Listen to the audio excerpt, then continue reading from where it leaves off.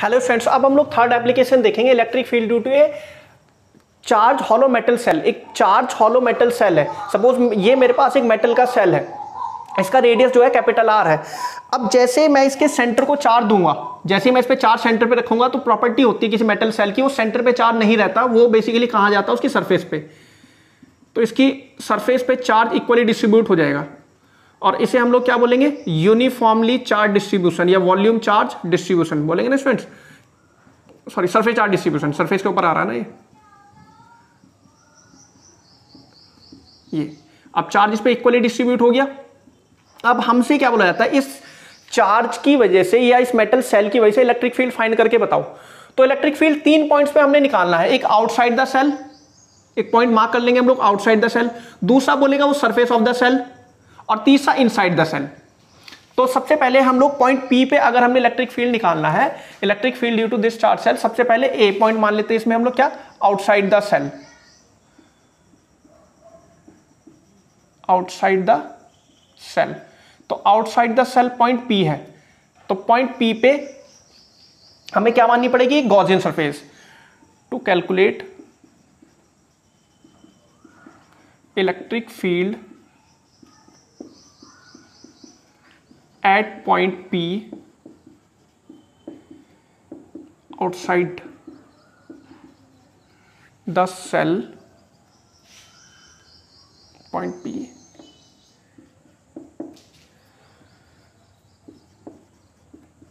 outside the cell having radius, sorry having distance, वो जो distance ले ली मैंने वो कितनी ले ली, x ले ली, suppose x from centre.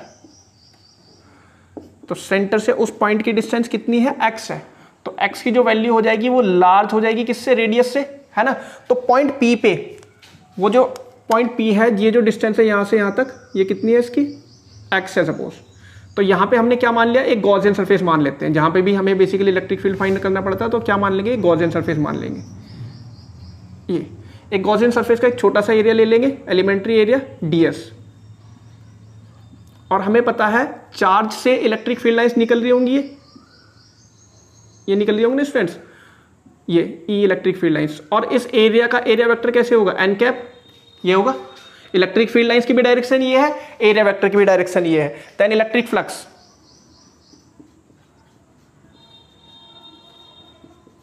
Distance x a at centre, assume a Gaussian surface,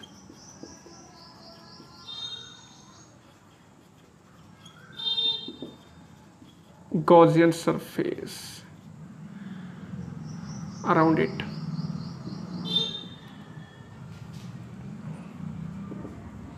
electric flux निकालेंगे तो फिर से इलेक्ट्रिक फ्लक्स कितना हो जाएगा, वही जितनी भी गॉसियन सरफेस है E डॉट ds, है ना।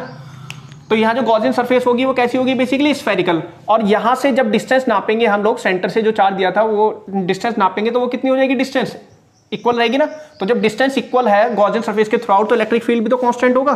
तो फाई ई ले लेते हैं हम लोग, तो कितना हो जाएगा, phi E is equal to, E तो कांस्टेंट है, इंटीग्रेट करेंगे किसे, ds को।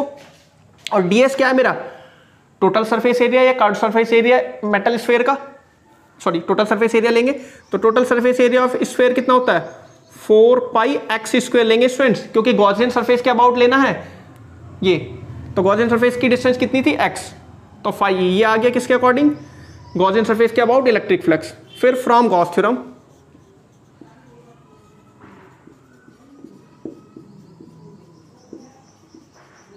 From Gauss theorem phi E is equal to कितना होता है, 1 upon epsilon times into q second. दोनों को इक्वेट कर दो,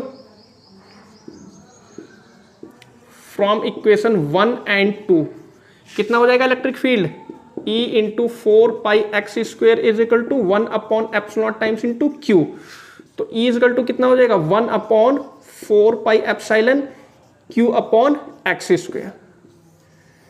ये स्टूडेंट्स इलेक्ट्रिक फील्ड हो जाएगा अबाउट द गॉसियन सरफेस या उस पॉइंट P पे। अब दूसरा पॉइंट ले लेंगे हम लोग B, दूसरा पॉइंट B ले लेते हैं, ऑन सरफेस ऑफ सेल। तो स्टूडेंट सरफेस ऑफ सेल पे हम लोग इस पॉइंट को लेके आएंगे, पॉइंट पी को, तो सरफेस ऑफ सेल पे जो पॉइंट पी हो जाएगा वहां पे गॉसियन सरफेस माननी पड़ेगी। तो लगभग जो डिस्टेंस हो जाएगी हमारी पॉइंट पी की और इसकी बराबर हो जाएगी एक्स की।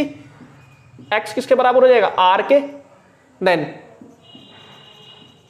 इलेक्ट्रिक फील्ड कितना हो जाएगा, सिंपल बस चेंज कर दो किसमें, एक्स की डिस्टेंस को चेंज कर दो, 1/4 पाई एप्सिलॉन कितना हो जाएगा ये, Q अपॉन आर स्क्वायर। ये हो जाएगा हमारा किस पे, सरफेस पे। लास्ट पॉइंट रहेगा सी, इनसाइड द सेल या centre, inside the metal shell. तो इनसाइड द मेटल सेल देखेंगे, मैंने पहले ही बताया जब भी किसी हॉलो मेटल सेल के हम लोग सेंटर पे चार्ज देते हैं तो सेंटर पे नहीं रहता, वो उसकी सरफेस पे आ जाता है, क्योंकि चार्ज जो फिनोमिना है वो सरफेस का है, मैटर से रिलेटेड है ना चार्ज। यहां खाली स्पेस है, वैक्यूम है, यहां थोड़ा एक टाइप का चार्ज रिसाइड करेगा, तो सारा का सारा चार्ज किस पे आ गया, सरफेस पे। तो जब अंदर ही कोई चार्ज नहीं है तो क्या इलेक्ट्रिक फील्ड होगा अंदर, नहीं। As no charge resides hollow metal cell, then electric field inside be 0। Q ही 0 हो जाएगा इनसाइड सेल,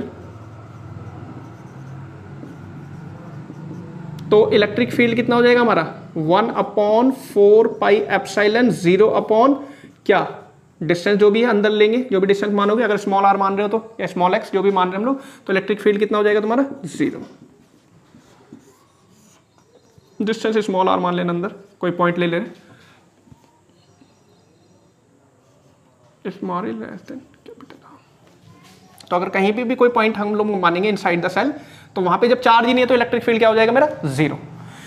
अब ग्राफ देख लेते हैं एक बार कि अगर तीनों रीजन में हमने ग्राफ ड्रॉ करना हो, graph for charge metal shell, graph only, graph क्या होगा, ये हमने कंपोनेंट लिया है किसका, इलेक्ट्रिक फील्ड का, ये कंपोनेंट लिया किसका, डिस्टेंस का, ये सेंटर से 0 यहां तक, ये r ले लिया, जो मेरा रेडियस है आउटसाइड x ले लिया, ये डिस्टेंस और बढ़ती जा रही है, x नहीं लेंगे और डिस्टेंस यहाँ x की फॉर्म में क्या हो रही है तुम्हारी, बढ़ती जा रही है। तो हमें पता है 0, यहाँ पे इलेक्ट्रिक फील्ड कितना होगा इस रीजन से सरफेस तक, कितना होगा 0, ये और सरफेस तक आते कितना हो जाता है हमारा, सरफेस पे इलेक्ट्रिक फ्लक्स जो होता है मैक्सिमम होता है कितना, 1 अपॉन इलेक्ट्रिक फील्ड का कंपोनेंट है, कितना हो जाएगा 1/4 पाई एप्सिलॉन कितना है, Q upon capital R square, है ना। यहां पे क्या है,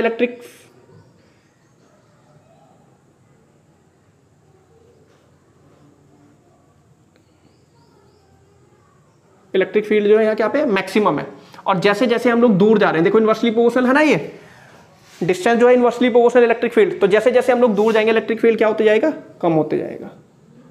ये यहां से x को बढ़ रही है, ये तो ये ग्राफ हो जाएगा हमारा किसके लिए, इलेक्ट्रिक फील्ड यहां तक 0 रहेगा और यहां पे मैक्सिमम, और उसके बाद वो डिक्रीज होते जाएगा। ये तो ये है graph of electric field with respect to distance for a hollow metal shell. ये हम लोग यहाँ स्टूडेंट्स कंप्लीट कर चुके हैं अपना फर्स्ट चैप्टर। नेक्स्ट क्लास में मैं इसका एक बार रिवाइव कराऊंगा पूरे, और सारे जो फॉर्मूले उससे रिलेटेड वो कराऊंगा, उसके बाद में स्टार्टिंग कराऊंगा आप लोगों को स्टूडेंट्स न्यूमेरिकल्स। तो प्लीज इस चैप्टर को एक बार रिवाइज मार लो और आगे हम लोग कंटिन्यू करेंगे फिर इस चैप्टर के न्यूमेरिकल्स।